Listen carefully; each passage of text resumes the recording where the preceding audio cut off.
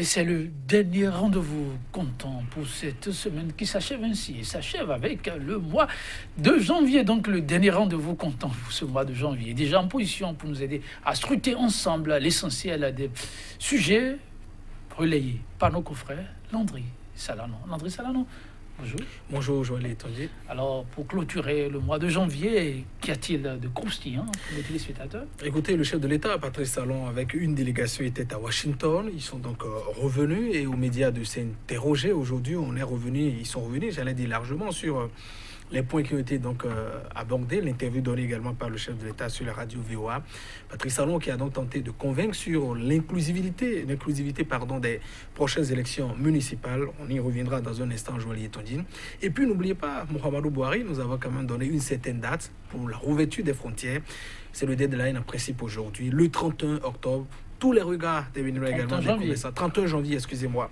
Voilà, les regards des concitoyens également, voilà, des acteurs sont donc tournés vers le Nigeria aujourd'hui. Qu'en sera-t-il? Voilà, on dira également un mot sur le sujet. Je vois les Ok, on va y aller. Alors dites, on démarre avec quel quotidien? Nous démarrons avec Point Média qui nous dit: talons dans les couloirs du FMI, le Fonds monétaire international et de la Banque mondiale. Cette interrogation, que devient sa touche de panafricaniste? C'est donc l'interrogation à la une du journal Point Média ce vendredi.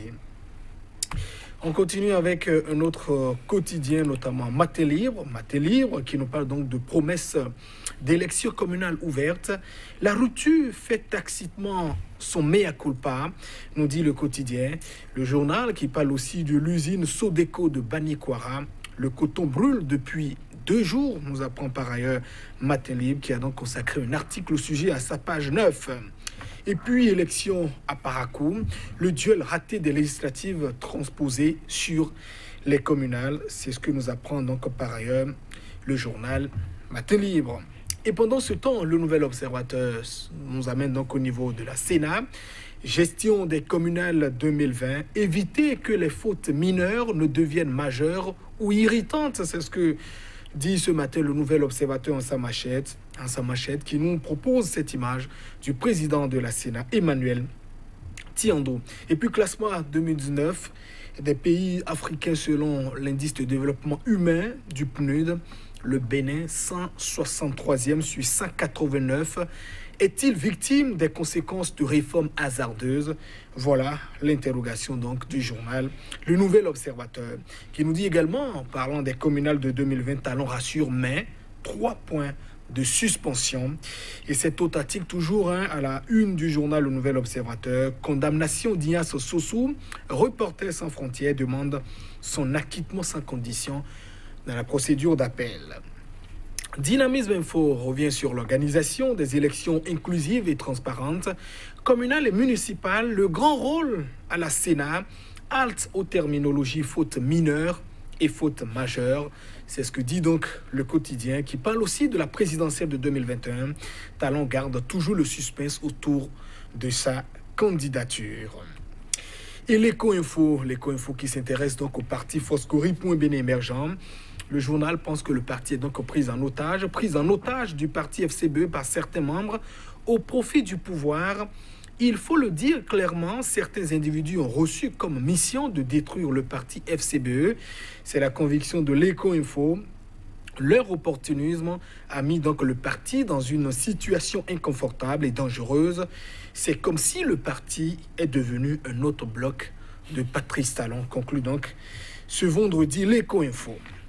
Et au journal Info Plus quand même, visiblement pas d'avis ce matin avec cette information de l'éco-info, communale et municipale de 2020, le journal pense plutôt que FCBE veut bien dépanner tous les opposants. Paul Humpé nous dit, nous pouvons donc prêter notre bac. Paul Humpé qui est donc le secrétaire général du parti, secrétaire exécutif national du parti FCBE. Et puis fermeture des frontières nigérianes, 31 janvier, l'échéance de l'ouverture. Les regards sont donc braqués vers le Nigeria. La dépêche s'intéresse donc à la régularisation des partis de l'opposition. PCB, Parti communiste du Bénin, RE, Restaurer l'espoir, et l'USL, l'Union sociale libérale, toujours dans la course. C'est ce que nous dit donc le journal La dépêche qui revient sur cette rencontre de Patrice Talon et de Mike Pompeo, le secrétaire d'État américain. Les États-Unis intransigeants sur les valeurs démocratiques. Les deux images des deux personnalités, Patrice Talon et le secrétaire d'État américain, à la une du journal La Dépêche. Et le confrère de la matinée avec lequel nous finissons cette revue nous parle du refus de délivrance de récépissés et défections au sein de l'USL. Le parti dans le processus de maturation, pense le quotidien. Sébastien Germain à Javon et les siens restent sereins. Voilà donc la conviction du confrère de la matinée en sa parution de ce vendredi. Joël Yetonji. Merci à vous, Landry Salanon. Nous allons démarrer avec Matin Livre. Oui, Matin Libre qui nous parle donc de promesses d'élections communales ouvertes. La rupture fait tacitement son mea culpa. Le chef de l'État, qui est donc revenu de cette visite à Washington, aux États-Unis, a donc accordé une interview à la radio VOA aux États-Unis. Patrice Talon, qui au cours donc de cette interview a gardé quand même le suspense d'abord sur sa réélection en 2000, je ne dis pas la réélection, sur une nouvelle candidature en 2021. Et le chef de l'État qui a aussi tenté quand même de rassurer par rapport à ces élections qui s'annoncent désormais, notamment les communales, dit quand même que ces élections seront inclusives. Tous ceux qui désirent, a-t-il dit à nos confrères, pourront donc se présenter à cette élection. On le voit clairement, c'est-à-dire que les leçons, sans doute, ont été donc tirées de ces élections législatives exclusives, il faut quand même le dire. Deux partis uniques du chef de l'État qui soutiennent les actions du chef d'État, qui ici sont rendus actuellement, qui occupent d'ailleurs les 83 sièges au niveau du Parlement, et puis des morts qui ont donc suivi ces élections. Jamais on en a enregistré depuis au moins 30 ans au Bénin, et c'est quand même déplorable d'en revenir. Alors, on estime qu'il ne faut pas quand même qu'il y ait eu... il ne faudrait pas que l'histoire se répète.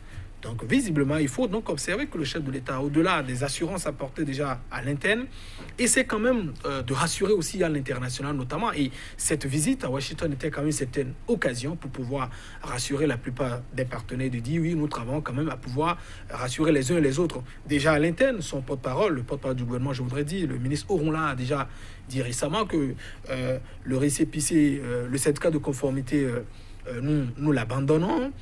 Évidemment, on peut revenir également sur le contour juridique de l'abandon du certificat de conformité, parce que son introduction est survenue suite à une décision de la Cour constitutionnelle. Jusqu'à présent, on n'a pas encore eu une certaine décision, peut-être opérant un certain revirement. Donc si verbalement on le dit qu'on n'en tient plus compte, bon, on peut toujours se poser des questions sur, disons, les contours juridiques du retrait du certificat de conformité au niveau des différentes pièces. N'oublie quand même pas, il y avait une grosse polémique. Donc, Patrice Talon, le chef de l'État, est dans une opération, on peut dire un peu de charme à l'extérieur pour rassurer les uns les autres. Oui, nous voulons désormais l'organiser. Et d'ailleurs, peut-être aussi à l'interne, il peut peut-être se targuer de dire l'FCB aujourd'hui, on leur récépissé. Définitif, par exemple.